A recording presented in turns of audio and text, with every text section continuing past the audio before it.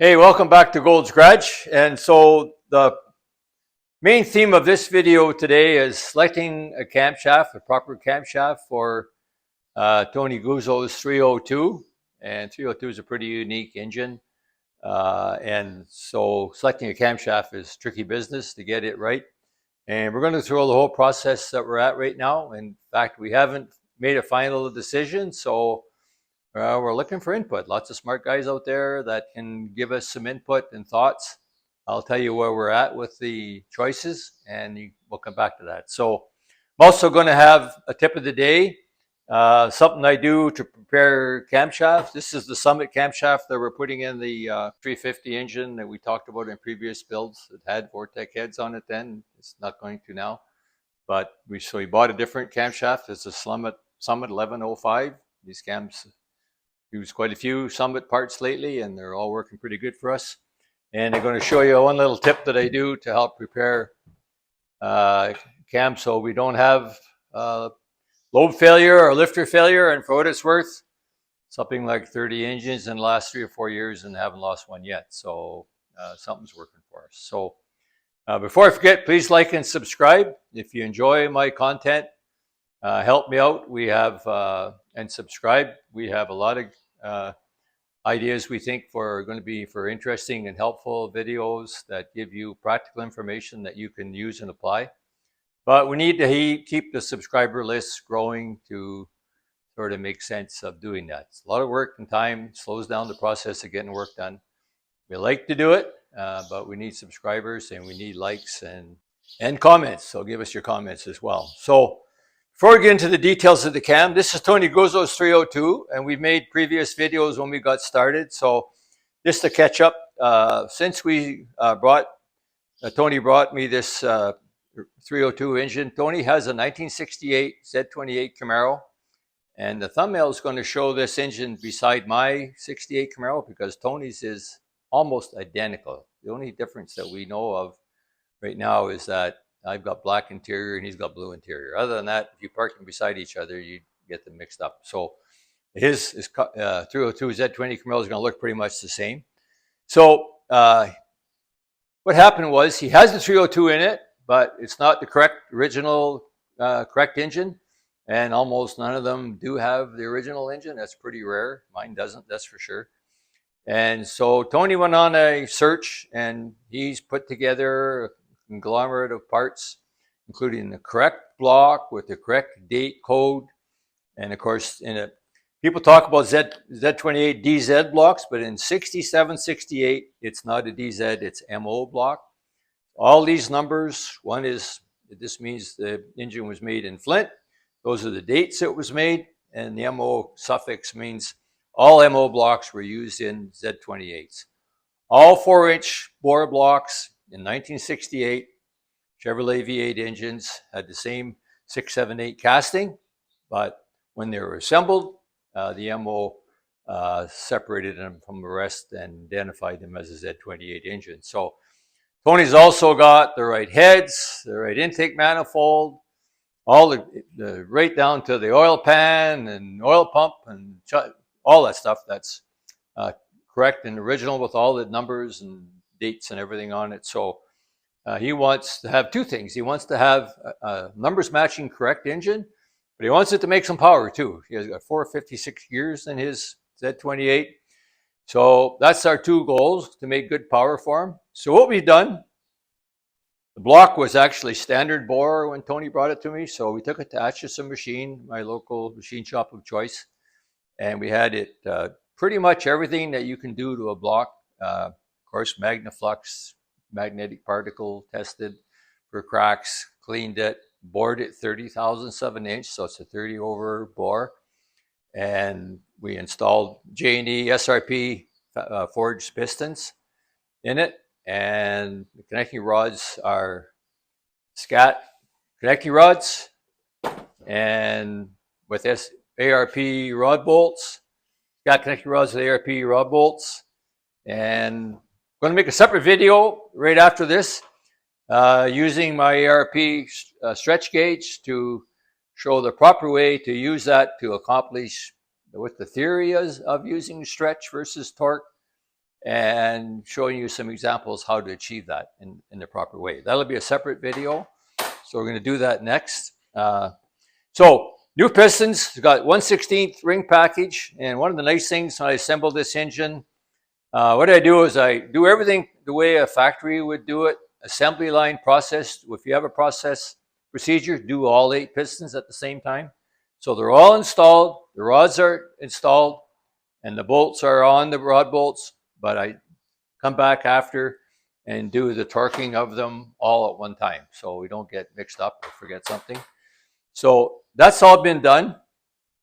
Also, before we assembled the engine, did all the clearancing. We will put up a spreadsheet of the rod and main bearing clearances, piston clearances are all right on the money. Real happy with that. And then took it back to the machine to have it completely balanced. So the whole rotating assembly is also balanced. So it's back together. The next process is just to torque those rods or tighten them to spec using my ARP gauge. And we will show a video of that. So we're at kind of a crossroads. 2 issues to deal with. Short blocks together, that's a big milestone. 2 things we have to do. Cylinder heads have to be addressed, and selection of camshaft, which is critical.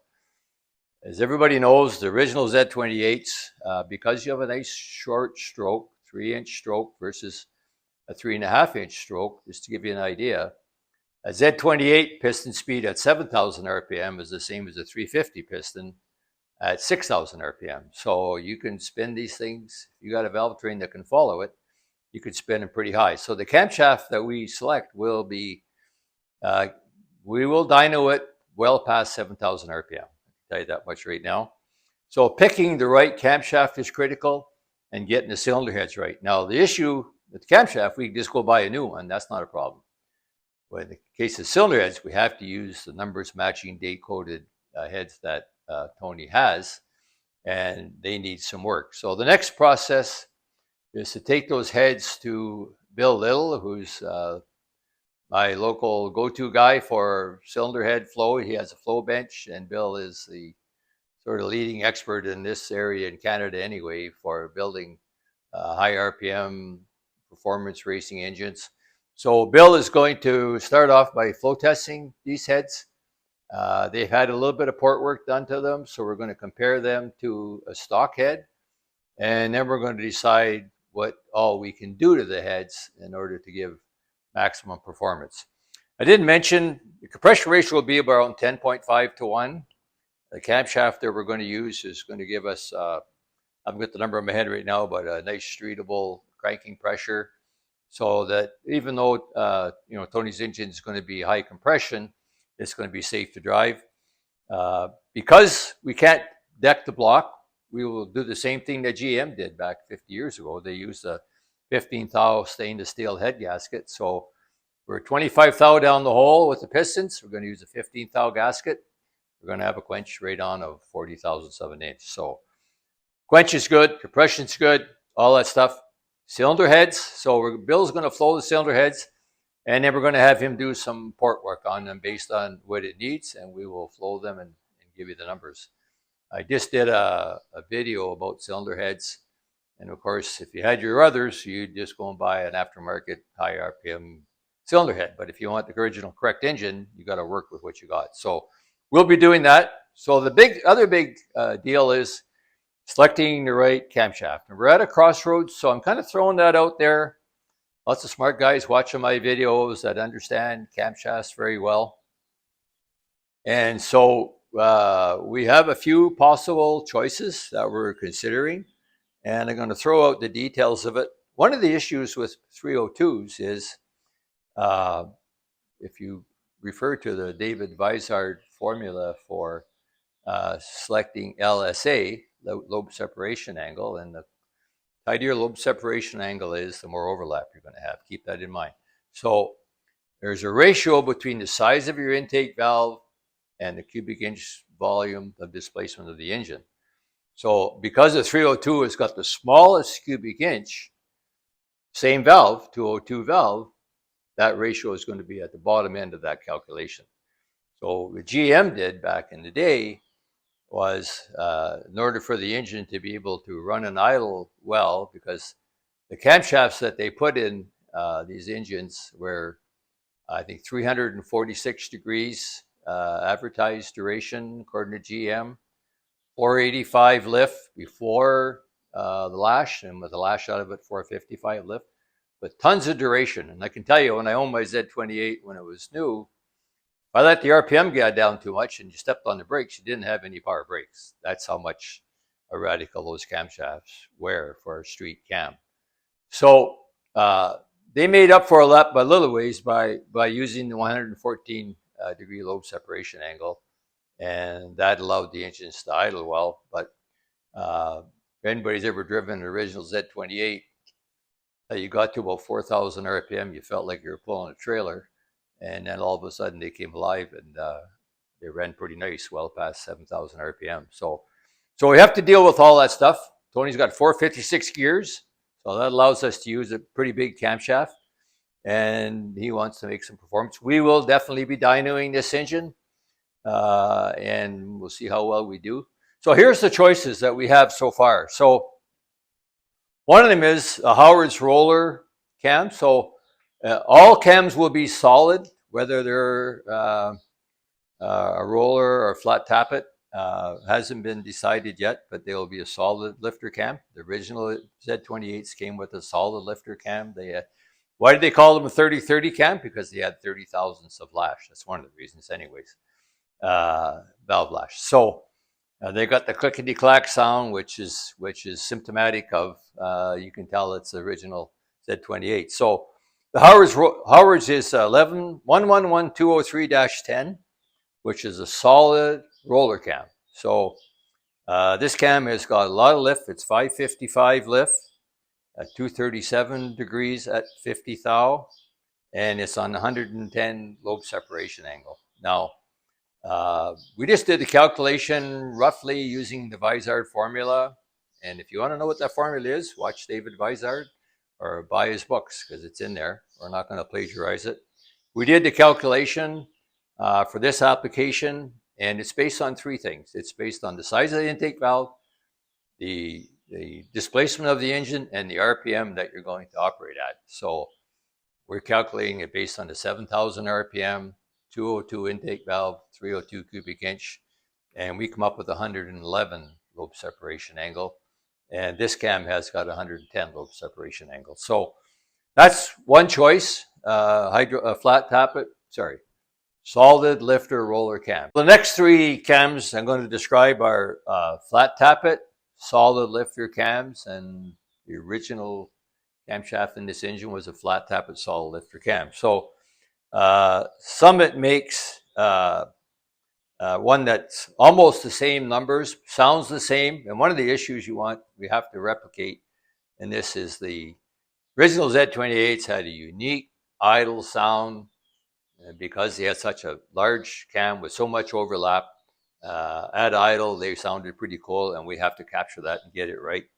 So 485 lift, which was what the original camshaft had, 314 advertised duration, 254 at 50, and it's on 114 lobe separation angle. So pretty much the same cam as the original, except it has faster ramps than the comp. So comp also makes an exact copy of the original Dunthoff, so-called Dunthoff. Who's Dunthoff, by the way? Dunthoff was a German engineer that came from Porsche after the Second World War and came to GM, and was for the younger guys that haven't heard of him before, was one of the guys that pioneered the development of the small block Chev and the Corvette and the early days of racing. But anyway, so the camshaft's named after Dunthoff. So this is the exact copy. It's a comp 12-107-3.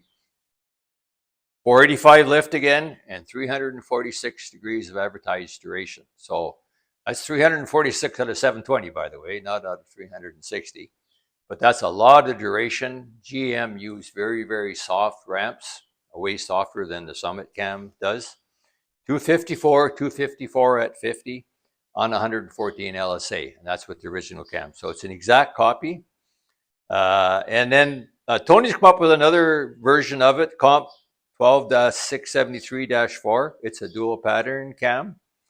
It's 504, 498 lift, 284, 291 duration, and 247, 254 at 50 on 112 LSA. So once again, the LSA, as the engine gets smaller for the same valve, the LSA has to get bigger. The overlap has to go down in order for the engine to be able to idle or make any power at all at lower RPM. So those are our choices right now. We haven't decided on that. The jury's out. And lots of smart guys watching my videos. Give me your thoughts, guys. Tell me what you think, because we got time. The big hole, we can get the cam pretty good on timing. The issue is the heads. Bill's away on his 50th anniversary vacation right now, so we're not going to have access to him for a couple weeks. And so we got time to work on this stuff. So hope you found that interesting for Tony and everybody else. His buddy Robert Sentik also has a 302 Z28 and process. We have a lot of parts from Robert's engine as well, but we're going to get this one done first. Hey, tip of the day. So this is the Summit cam that we just got yesterday, and it's going to go in our 350 that we've had on previous videos. This is the one that I bought from the local machine shop, and I got the rotating assembly together, waiting on the camshafts. This is a Summit 1105 camshaft. We've used quite a few Summit parts like this with pretty good success. So one of the things they do when you're building engines, some of the things you do, you're not really sure if they're going to help or not, but you do them anyway because it gives you a nice feeling. And I'm going on by history here. I've been pretty lucky in the last 3 or 4 years, something like 30 engines, probably 80% of them had flat tappet cams. Haven't lost one yet on the dyno or on the test stand. So I'll go with what works. Is I spray it with dry graphite lube before we install it. Not the bearing journals, just the lobes. Let that dry and cure. And then, of course, when any other cam process, there's a whole bunch of things you have to do. One of the things I do like about the Summit is the lube. It looks like moly to me, but it's a nicer lube that sticks and stays a lot better than some of the other cam lubes that I've used. You can leave this on there for days and it's still in the exact place you left it. So we'll be doing that when I install the cam in the 350. So I think that covers off the tip of the day. Tony's Engine, give me your comments. Please like and subscribe. And thank you for watching Gold's Garage.